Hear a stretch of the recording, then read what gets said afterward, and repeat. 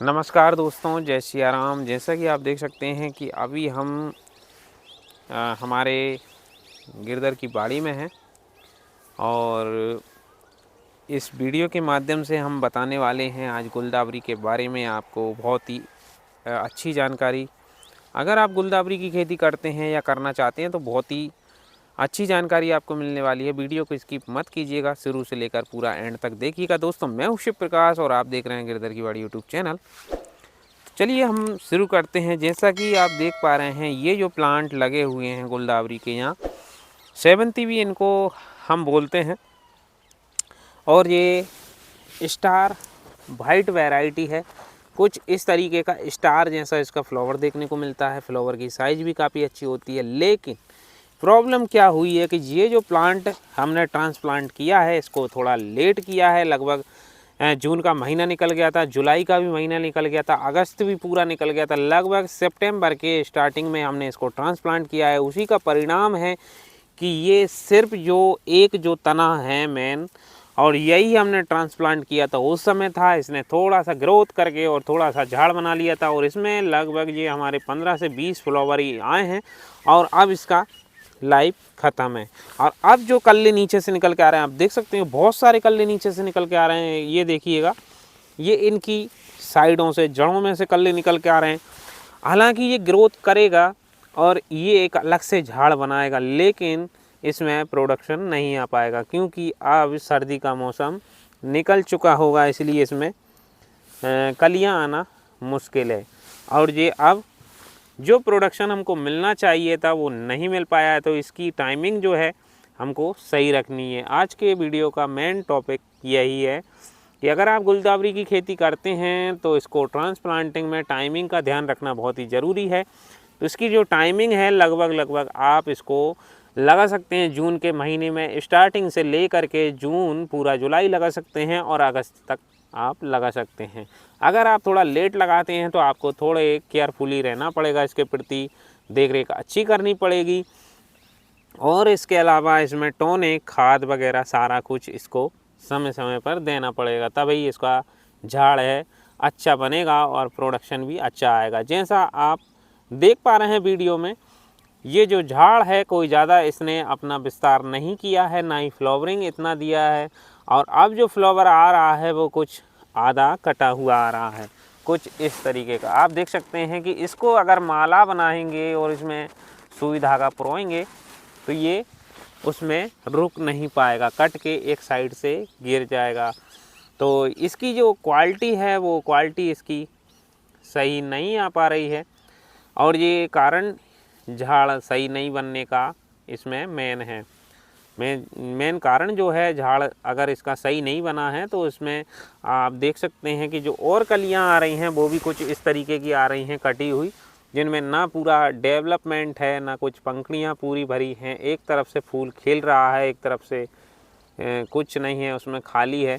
तो कुछ ये प्रॉब्लम आती है लेट ट्रांसप्लांटिंग करने की वजह से, झाड़ सही नहीं बन पाता है। उसकी वजह से अगर पहले से अगर हमने ट्रांसप्लांटिंग कर दी है सही समय पे, तो ये जो कल्ले हैं, ये जो कल्ले निकलते हैं साइडों से, ये कल्ले पहले निकले आते हैं और ये अपना पूरा ब्रांच अलग से एक बहुत बड़ा झाड़ तैयार कर लेते हैं।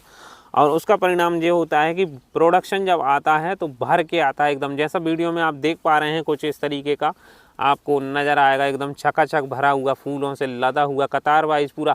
पैर रखने के लिए, एकदम खड़ा होने के लिए कहीं भी जगह नहीं रहेगा इसमें, बहुत तरीके से भर जाता है। 3 फीट के डिस्टेंस से भी अगर कतार लगाते हैं तो पूरी भरी हुई नज़र आती है।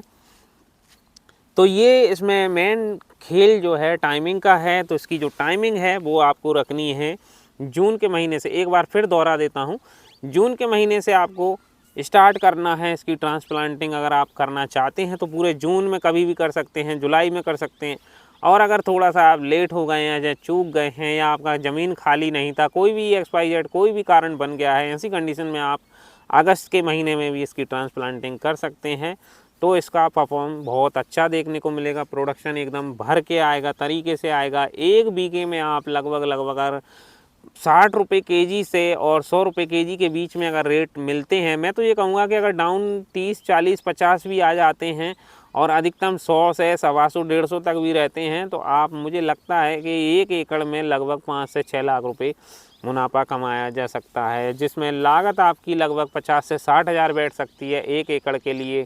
और भी अगर अच्छे से आप केयर करते हैं तो और 70-80 हज़ार तक मान लीजिए। पूरा लेबर, अगर लेबर का भी चार्ज अगर जोड़ें तो 1 लाख रुपए तक का इसमें हमारा खर्च बैठ सकता है। 2 महीने तक इसका प्रोडक्शन चलता है। ये दीपावली के आसपास चालू हो जाता है तो पूरा नवंबर चलेगा और पूरा दिसंबर चलेगा। इसकी डिमांड मार्केट में बहुत ज़्यादा रहती है। कई किसान भाइयों के मन में ये भ्रांतियाँ हैं या वो अपनी सोच बना बैठे हैं कि इसको 1 साल तक लगा के रखना पड़ता है। नहीं दोस्तों, इसका कटिंग से प्लांट तैयार होता है, इसमें बीज नहीं बनता है। कटिंग से प्लांट तैयार होता है और वो प्लांट हर साल जून जुलाई के महीने में ट्रांसप्लांट किया जाता है और उसको जब प्रोडक्शन ख़त्म हो जाता है, प्रोडक्शन देते वो बंद हो जाता है, उस समय उसकी जुताई करके पूरा फसल ख़त्म कर दिया जाता है। फिर उसको नहीं रखना है खेत में। कई किसान भाई हमारे रख लेते हैं और उसी का अगले साल तक इंतज़ार करते हैं प्रोडक्शन के लिए, तो उनका जो ज़मीन है वो रुका रहता है और ऐसी कंडीशन में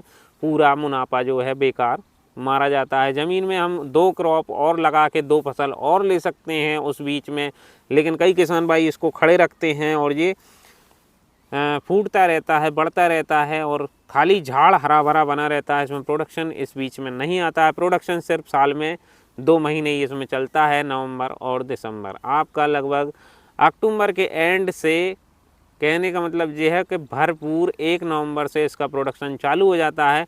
कभी कभी आपको अगर ज़्यादा अर्ली लगा दिया है, जून के महीने में ट्रांसप्लांटिंग कर दिया है, तो अक्टूबर से ही इसका प्रोडक्शन चालू हो जाएगा, लेकिन वो इधर जल्दी ख़त्म हो जाएगा। तो कहने का मतलब ये है कि 2 महीने लगातार चलता है, चाहे तो वो अक्टूबर नवंबर चले या नवंबर दिसंबर चले, और 2 महीने में ये इतना मुनाफा दे जाता है कि आप उम्मीद नहीं कर सकते। 1 एकड़ से आप 5 से 6 लाख रुपए तक का इसका मुनाफा देख सकते हैं। और इसकी जो लागत खर्च है, लेबर सहित तुड़ाई वगैरह और टोटल खाद, दवाइयाँ और टॉनिक और पूरी निराई गुड़ाई से लेकर के इसकी तुड़ाई तक आप लगभग 1 एकड़ में 1 लाख रुपए लागत मान सकते हैं, जिसमें आपको 6 से 7 लाख रुपए तक प्रॉफिट कमाया जा सकता है। तो दोस्तों, ये थी गुलदावरी की खेती के बारे में कुछ जानकारियाँ।